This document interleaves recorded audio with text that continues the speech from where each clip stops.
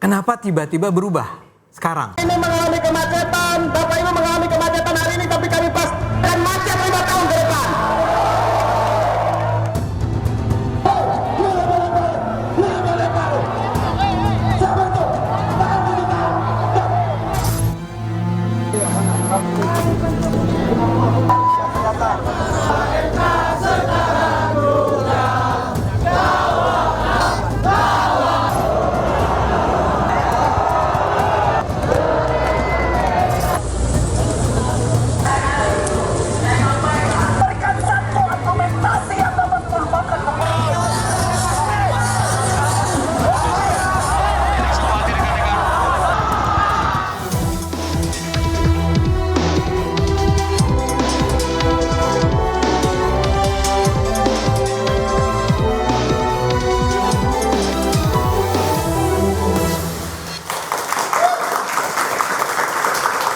Selamat malam pemirsa, dinamika politik jelang pendaftaran calon kepala daerah semakin membara dan sempat diabaikan Badan Legislasi DPR RI ketok palu Mahkamah Konstitusi soal Undang-Undang Pilkada bak angin segar bagi masyarakat. Nah hari ini masa dari berbagai golongan turun ke jalan mengawal putusan MK.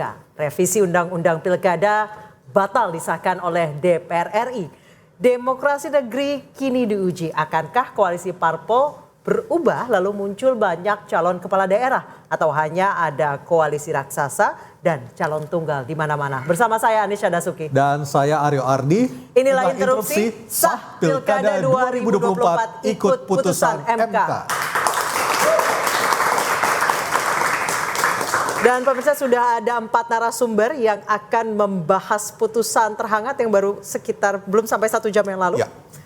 Di sebelah kanan saya ada Bang Ciko Hakim, malam. PD Perjuangan, dan Malam, Bang Ray Rangkuti, pengamat politik. Selamat malam. Dan di sebelah kiri saya untuk melengkapi narasumber yang hadir malam hari ini sudah hadir 2 orang narasumber. Yang pertama adalah Bang Ade Armando, politisi dari PSI. Selamat malam Bang Ade. Malam. Ada Bang Panel Barus, Bendahara Umum Projo. Selamat malam. Malam. Panel. Selamat malam. Baik, di acara ini silakan berdebat, kalau dipotong jangan baper karena ini adalah interupsi. Dan ada satu narasumber kami yang berada di floor, Muhammad Ruliandi, pakar hukum tata negara. Selamat malam Mas Ruli. Dan juga ada mahasiswa dari UPN Veteran Jakarta dan juga dari BSI yang tadi pagi ikut demo di DPR. Selamat malam. Luar biasa, jam segini masih on ya. Dari pagi udah standby ini saya di DPR ya. Betul sekali. Nah pemirsa, putusan MK ini menjadi sinar terang dari gelap ancaman kota kosong pilkada. Tapi mengapa hanya selang sehari DPR merevisi Undang-Undang Pilkada dan massa dari berbagai lapisan pun hari ini turun ke jalan menyerukan peringatan darurat di negeri ini, meneriakkan penegakan demokrasi menjadi harga mati bagi kita semua.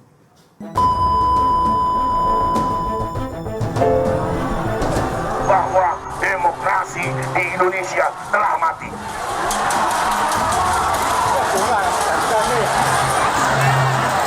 Di hari ini, saya sudah tidak bisa lagi berhenti diam. Saya merasa ini adalah waktu yang tepat untuk saya keluar dan bersama dengan kawan-kawan semua. Ini juga kita merasa bahwa sudah genting, secara gampang banget deh aturan diakal-akalin, dirubah-rubah, belok-beloknya. Mahkamah Konstitusi itu sudah selesai menjalankan wewenangnya, menguji undang-undang terhadap undang-undang dasar, dalam hal ini undang-undang pilkada. PDI Perjuangan tetap sependapat dengan putusan MK. Itulah dasar acuannya. Nah maka karena ini kita mengalami situasi darurat konstitusi di mana seluruh agenda dipaksakan, ditekan melalui partai politik. Putusan Mahkamah Konstitusi itu putusan yang sudah benar, putusan yang normal, yang seharusnya tinggal dilaksanakan, tidak perlu dibantah atau dianulir. Apa yang dilakukan oleh DPR, kampungan. Karena RUU Pilkada belum disahkan menjadi undang-undang, maka yang berlaku adalah hasil keputusan Mahkamah Konstitusi Judicial Review yang diajukan oleh Partai Buruh dan Partai Gelora.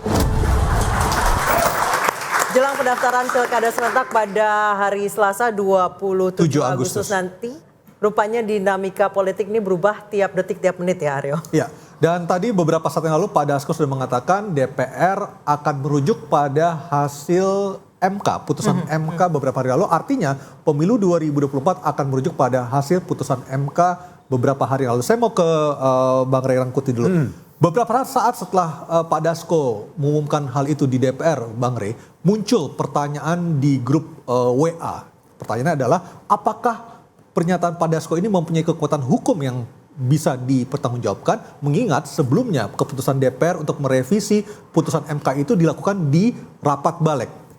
Saya membaca agak lengkap kronologi pembatalan itu ya, tapi melalui situs website juga. Nah, jadi disebutkan di situ itu pembatalan itu melalui putusan setelah 2 kali rapat paripurna ditunda. Ya. Karena 2 kali rapat paripurna ditunda tetap tidak quorum, maka diambil keputusan untuk membatalkan rapat paripurna yang diketok palu di dalam sidang itu. Kalau udah ketok palu ya berarti selesai, memang aman gitu. Tapi apakah benar terjadi ketok palu? Demikiankah adanya gitu? Karena ini baru kesaksian yang kita dengar dari Pak Dasko. Artinya wajar ketika masyarakat mempertanyakan hal-hal legalitas seperti itu? Iya, karena kan diawali dengan peristiwa-peristiwa yang sebelumnya. Kan? Ada Omnibus Law yang tiba-tiba disahkan. Dan ya, termasuk yang peristiwa bagaimana Balik dalam 1 hari bisa membuat revisi ya peraturan yang agak melenceng dengan. Padahal undang-undang perampasan aset nggak selesai itu ya dibahas ya. Kenapa? Undang-undang perampasan aset. Undang-undang yang prolegnas malah sampai sekarang belum selesai. Ini hanya 7 jam ya? Ini hanya 7 jam yang sebetulnya juga tidak masuk di dalam prolegnas, hanya dibantalkan kepada undang-undang akumulatif tahun 2023 yang temanya sebetulnya beda. Sebab yang akumulatif itu temanya adalah soal jadwal pelaksanaan pilkada. Apakah dimajukan ke September atau tetap dilaksanakan ke November. Akhirnya kan tetap diputuskan di November, nggak dimajukan. Jadi menurut Bang Ray ini akal-akalan untuk mengcounter. Ya, karena secara prosedur ini jelas nggak tepat. Karena tidak ada dasar, kalaupun mereka menyebut akumulatif 2023, tapi kan temanya beda. Yang akumulatif 2023 itu temanya adalah jadwal, bukan aturan yang berkaitan dengan tahapan pelaksanaan pemilu. Gitu. Baik, saya ke Mas Ruli. Menurut Mas Ruli udah sah belum?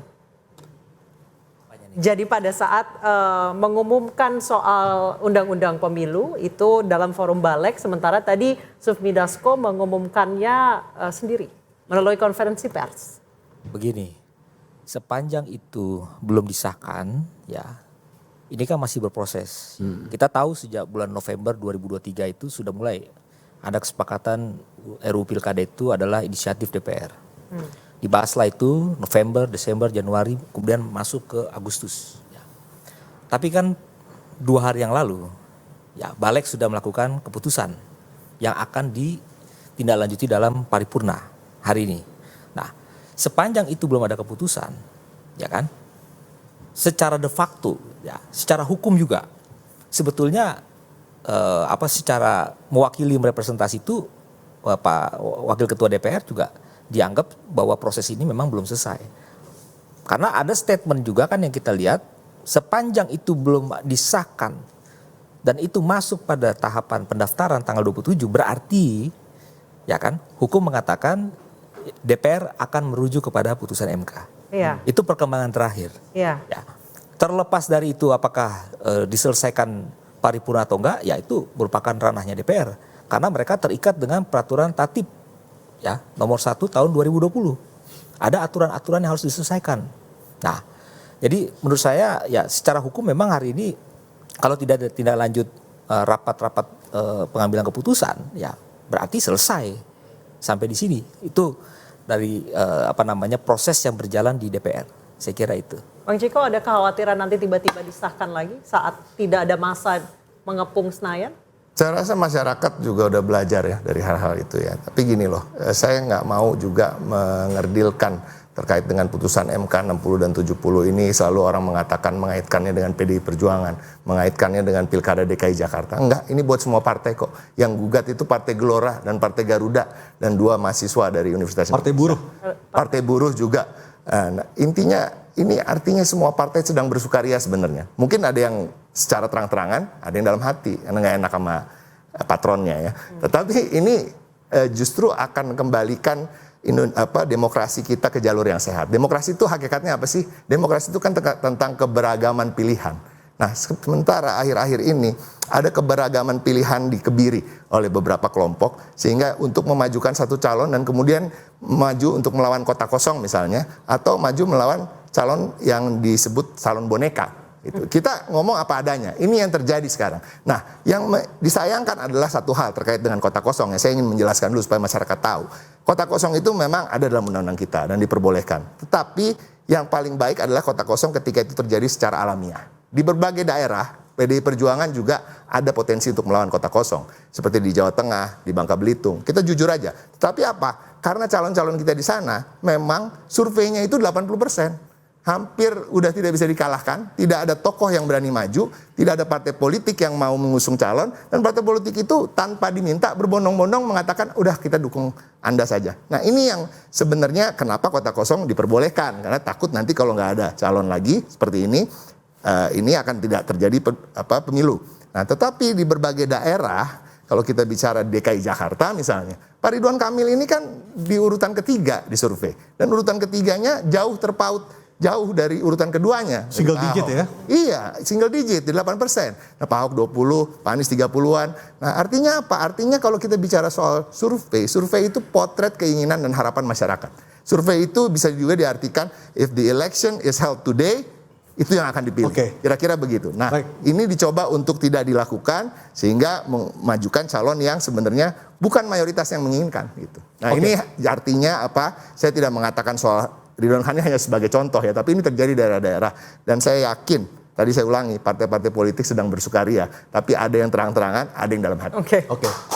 Saya mau ke Bang Ade dulu.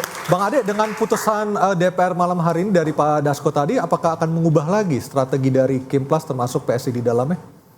Nah, ini salah satunya yang bersukaria. Saya mau komentar ini bahwa kita sedang bersukaria, saya betul. Jadi bersukaria dalam konteks apa kalau dari jadi gini, PSI? Selama ini kan kami memang terus-menerus mendorong agar sudahlah dipermudahlah orang untuk maju baik dalam pemilihan presiden, pemilihan gubernur, pemilihan wali kota kan. Itu selalu ditolak oleh Mahkamah Konstitusi. Mahkamah Konstitusi nggak pernah mau berubah bahwa syarat minimal orang menjadi calon presiden misalnya mendapat dukungan dari 20%. Ya, itu nggak pernah diubah selama ini. Jadi sekarang ini sebuah presiden historis yang penting nih. Habis ini kita akan bilang nih bahwa nanti kalau ada pemilihan apapun lagi, maka harusnya nggak ada lagi 20%. Kalau perlu 7,5% juga, atau barangkali bahkan nggak perlu ada berapa threshold kan. Begitu juga dengan parliamentary threshold kan. Kita kan juga kita sudah berulang kali dan akhirnya diputuskan kemarin. Cuman kemarin itu diputuskan bahwa yang 4% itu loh. Bahwa untuk bisa maju ke parlemen harus dapat 4%. Akhirnya sekarang sudah diubah. Ya, cuma tidak akan diberlakukan sekarang. Mahkamah Konstitusi bilang nanti baru akan diberlakukan 2029. Nah, buat saya ini ada menariknya dan ada anehnya. Ya, pertama-tama adalah menarik dan penting bahwa kita betul-betul sedang berjalan di roda demokrasi nih. Bahwa mulai sekarang kita nggak akan lagi hambat, mudah-mudahan nih Mahkamah Konstitusinya konsisten ya. Setelah ini juga mengubah peraturan tentang berapa persentase untuk bisa memajukan calon presiden. Mudah-mudahan 7,5% juga at least. Ya, itu satu. Kedua, tapi memang pertanyaannya adalah kenapa tiba-tiba berubah sekarang? Ya, setelah misalnya contohnya yang tadi yang parliamentary threshold, masyarakat meminta agar itu diubah, akhirnya diputuskan bahwa iya memang nggak usah 4%, tapi kan diberlakukannya bukan tahun ini. Dibilang bahwa iya kita berlakukan, tapi buat nanti ya tahun 2029. Tapi kali ini si Mahkamah Konstitusi menyatakan itu berlaku sekarang. Ya, itu keren artinya. Memang nggak usah ditunggu-tunggu lagi.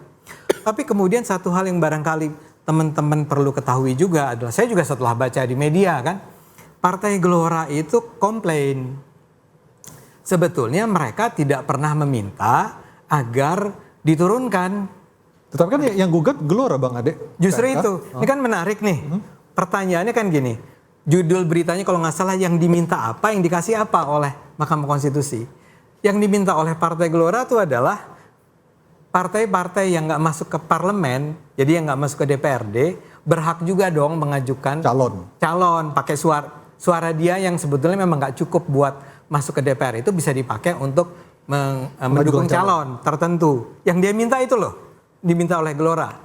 Keputusan MK tiba-tiba mengatakan bahwa minimal batas untuk mengajukan calon gubernur diturunkan dari 20% ke 7,5%. Buat saya ada sesuatu yang menarik. Orang menyebutnya kalau nggak salah ultra petita apa ya. Jadi ya yang diminta apa dikasih apa, tapi itu memang haknya si MK. Ya. Tapi kan pertanyaannya adalah, kan yang diminta bukan soal partai yang bisa mengajukan nama untuk jadi calon gubernur, tapi soal hak partai-partai yang nggak diterima masuk DPR untuk mengajukan calonnya kan. Menurut Anda apa yang buat itu jadi aneh? Nah itu makanya tadi. Ada invisible hand juga atau invisible gimana? hand misalnya tadi kan pertanyaan-pertanyaan dari Bung Ciko ini kan menurut saya barangkali kemarin juga dibicarakan di stasiun televisi lain. Ini dibikin nih Mahkamah Konstitusi karena melayani kepentingan PDIP ya. Ciko langsung bilang tadi, enggak dong. Yang diuntungkan oleh keputusan ini adalah bukan cuma PDIP di Jakarta atau Anies Baswedan kan. Kalau PDIP kan katanya akan memajukan Anies Baswedan. Itu menarik buat saya ya. PDIP untuk pertama kalinya berada bersama dengan kubunya Anies Baswedan. Tapi kira-kira kan gitu. Keputusan MK ini barangkali untuk melayani kepentingan PDIP. Itu spekulasi Bung Ciko ya. Kita nggak perlu terlalu anggap itu benar atau salah, juga nggak ada buktinya sih. Cuma memang ada pertanyaan besar. Yang lebih terbukti sebenarnya putusan terkait umur 30 tahun ya, kira-kira itu akan lebih bisa dibuktikan ya, walaupun agak juga kita masuk ke yang 30 tahun nanti kali ya. Kita bicara dulu yang ini nih ya. Buat saya memang perlu ada tuh media tuh tanya ke Mahkamah Konstitusi, Pak. Ya, kan orang yang sekarang menyatakan turun dari 20% ke 7,5% itu adalah orang-orang yang juga dulu menolak batas minimal untuk memajukan nama jadi calon presiden. Kan anggota MK tuh nggak berubah banyak, ya 9 orang itu kalau nggak salah 7 orang diantaranya adalah orang lama nih. Ada yang pensiun, ada yang satu lagi Pak Anwar Usman. Iya, satu lagi Pak Anwar Usman. Nah, kenapa sekarang berubah mindsetnya? Kan perlu diperjelas ya oleh. Oke Bang, saya ke Bang Panel itu sebentar. sebetulnya sederhana. Ya. Tolong diadukan saja ke MK, Tim Konstitusinya. Enggak, saya tidak ingin. Itu maksud saya, supaya tidak menjadi spekulasi yang tidak sehat. Ya, betul. Dulu kan kita selalu menganggap begitu juga kan. Ya. Lalu diadukan ke MK. MK membuktikan memang ada peristiwa itu. Sehingga Paman Usman kemudian dicegah untuk terlibat dalam pembahasan yang berhubungan dengan pemilu ataupun pilkada kan, dan diturunkan jabatannya dari ketua menjadi anggota biasa. Kalau menurut Anda kira-kira kenapa ya dari 20 turun ke 7,5? Loh, justru karena itu saya mau mendukung Anda kalau maju untuk MK. Gitu loh kira-kira. Saya ke Bang artinya kita sama-sama nggak tahu nih di sini. Iya. Saya ke Bang Panel sebentar. Yang nggak tahu ya tentu tidak didiskusikan kan. Oh, belum tentu. Yang nggak tahu, kecuali Anda punya pengetahuan tentang itu, bisa kita diskusikan. Ya, saya ingin katakan bahwa ini menimbulkan pertanyaan. Nah, supaya pertanyaan itu terjawab, bawa lihat ke MK. Kan selesai sesederhana itu kan. Saya nggak kan? Dan menurut tapi kalau kita semua nggak tahu, langsung apa yang mau kita diskusikan? Kalau dalam sebuah botol tidak ada air minum, apa yang mau kita minum? Nah, Anda kok kayak agak khawatir gitu? Bukan soal khawatir. Yang saya mau katakan itu supaya nggak kemana-mana. Ya. Jelas loh, kita dulu menduga ada setangan yang kuat masuk ke MK. Tapi kan kita nggak punya bukti-bukti kecuali pemberitaan salah satu media kan. Lalu kita ke MK membuktikan ya ada. Ya gini maksud selesai saya gitu maksud saya. Jadi nggak ada spekulasi yang kemana-mana. Nih, birokrasinya panjang. Saya ingin mengatakan, ini wartawan nih, ya kan ada hakim MK tuh kecil jalan. Pak, kenapa turun dari 20 ke 7,5 ya? Kan nggak ada penjelasannya sekarang ini. Nah itu barangkali itu akan sebetulnya bisa dibaca di dalam risalah putusan MK itu. Ya, Anda udah baca? Ada argumen-argumen yang mereka bangun kenapa sampai ke arah situ. Ya, Anda udah salah satu argumennya adalah mereka mengatakan dalam pemilu itu mestinya harus ada kesetaraan. Ya. Jadi kalau ada calon non partai 7, sekian berdasarkan hitungan jumlah penduduk, mengapa partai-partai yang ada di parlemen dan tidak di parlemen itu tidak dihitung sama? Ya kenapa di presiden enggak ya? Kenapa? Ya itulah makanya tanya kepada MK. Karena Bang Ray, itu maksud saya. Bang Ade, saya mau ke Bang Panel. Apa yang terjadi dalam 2 hari terakhir tanggal 20 dan 21 adalah sesuatu yang kontradiktif. Ada yang menyebut ini ada yang cawe-cawe katanya. Bang Panas setuju atau tidak? Yang kita akan bahas. memungkinkan cawe-cawe Kita akan bahas Bang Ray. itu adalah kekuasaan. Nggak mungkin ada cawe-cawe